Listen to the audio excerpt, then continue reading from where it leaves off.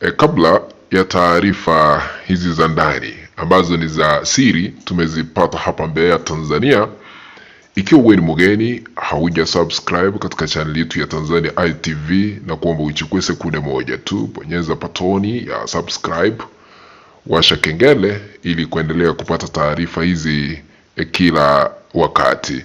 Cha kuzingatia cha muhimu zaidi, naomba ukaweze kubonyeza alama ya like. Karibu.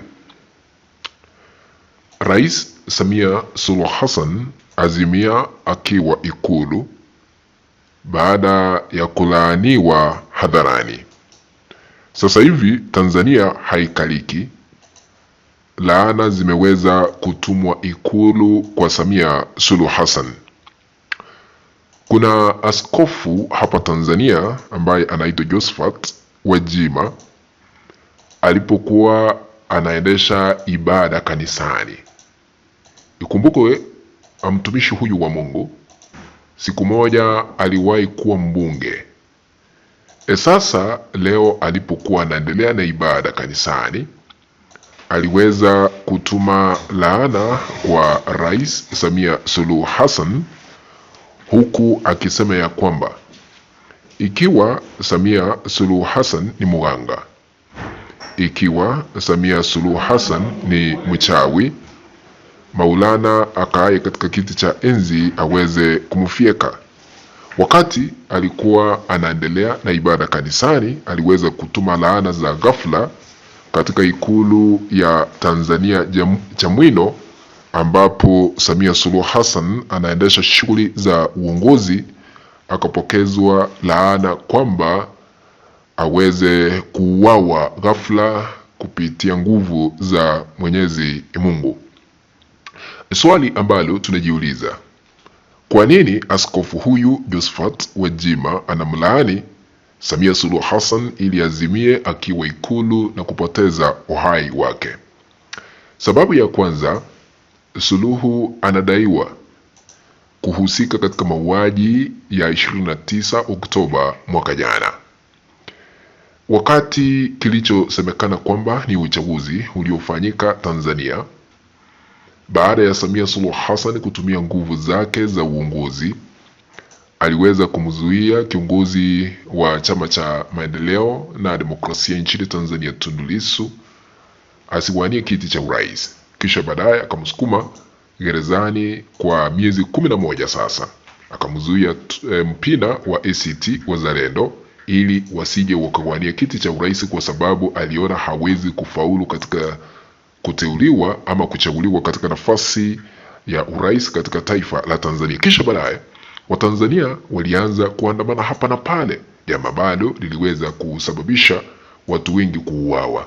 Na wale ambao waliweza kuhusika katika mauaji, Samia Suluhu Hassan aliweza kudhibitisha hadharani wakati alikuwa na mkutano na wazee kule Dar es Salaam. Aliweza kudhibitisha na kusema ya kwamba vyombo vya dola viliweza kutumia nguvu zaidi, kwa sababu waliona kulikuwa na harakati, kulikuwa na njama ya baadhi ya majambazi, vile alisema, ambao walikuwa wanahitaji kuipindua serikali yake, ndiposa wakaweza kutumia nguvu zaidi. Ndio maana akauliza swali, ni nguvu zipi tungetumia badala ya kutumia nguvu zile ambazo tunazo katika serikali?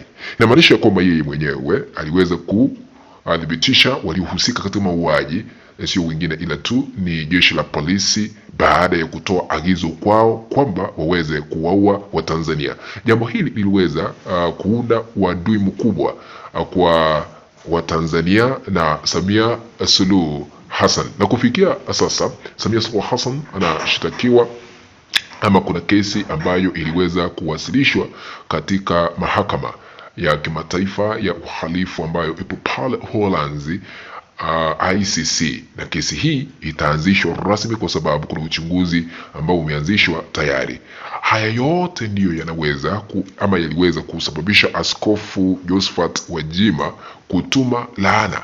Ikiwa Samia Suluhu Hassan ni mchawi, ikiwa Samia Suluhu Hassan ni mganga, afyekwe akiwa Ikulu. Ni laana ambazo Gwajima alituma Ikulu kwa sababu kuna wazazi wengi, kuna watu wengi hapa Tanzania wanalia kila wakati kwa sababu waliweza kupoteza wenzao, na kufikia sasa kuna baadhi ya familia zile ambazo hazijapata miili ya wenzao ili kuonyesha heshima ya mwisho kuwazika, kwa sababu wakati maandamano yalitanda watu wengi wakauawa, damu ikanuka katika mitaa mbalimbali hapa Tanzania. Lakini tunataarifiwa baadaye kuna makaburi ya halaiki ambayo yaliweza kushuhudiwa na kuanikwa kupitia picha za satellite ambazo ziliweza kutolewa, na unajua picha hizi mara nyingi hutumiwa na vyombo vya habari vya kimataifa, BBC, CNN na Al Jazeera na vyombo vingine vya habari kimataifa, vikaonyesha wazi kuna baadhi ya makaburi halaiki ambapo inadaiwa Watanzania wale ambao waliweza kuaga dunia walienda wakazikwa pale. Na kufikia sasa serikali ya Samia Suluhu Hassan haijatoa taarifa kamili, idadi kamili ya Watanzania ambao waliweza kuuawa. Imeficha ukweli, lakini mrengo wa upinzani uliweza kufichua, wakasema ni zaidi ya 10,000 ya Watanzania ambao waliweza kuaga dunia. Shirika la Amnesty International liliweza kukiri kwamba zaidi ya mamia ya Watanzania waliweza kuaga dunia. Haya yote ndiyo inasababisha ICC kutua hapa Tanzania na kuanzisha uchunguzi ili kujua ukweli halisi wa mambo, idadi ya wale ambao waliangamia, nani aliwaangamiza, sababu ni ipi, nani alitoa amri ili hatua kali za kisheria kuchukuliwa dhidi yao, akiwemo Samia Suluhu Hassan. Ndio maana anapokezwa laana kila wakati. Kwa hivyo sasa hivi Ikulu ni vilio. Ndio maana tumeshuhudia tangu Samia Suluhu Hassan aapishwe chini ya ulinzi mkali wa kijeshi katika uwanja wa kijeshi, hatukuruhusiwa kama Watanzania kuhudhuria uapisho wake. Tangu wakati huu tumeshuhudia wana CCM wakiaga dunia kama kuku, wabunge wameaga dunia kama kuku, madiwani wameaga dunia kama kuku, ajali hapa na pale zinashuhudiwa. Jeshi la polisi wanauawa kama kuku kupitia ajali barabarani. Sasa ni kwa sababu ya yale maovu ambayo Samia Suluhu Hassan aliyoyafanya. Jambo hili limesababisha hata ibada kanisani zimeanza kumlaani.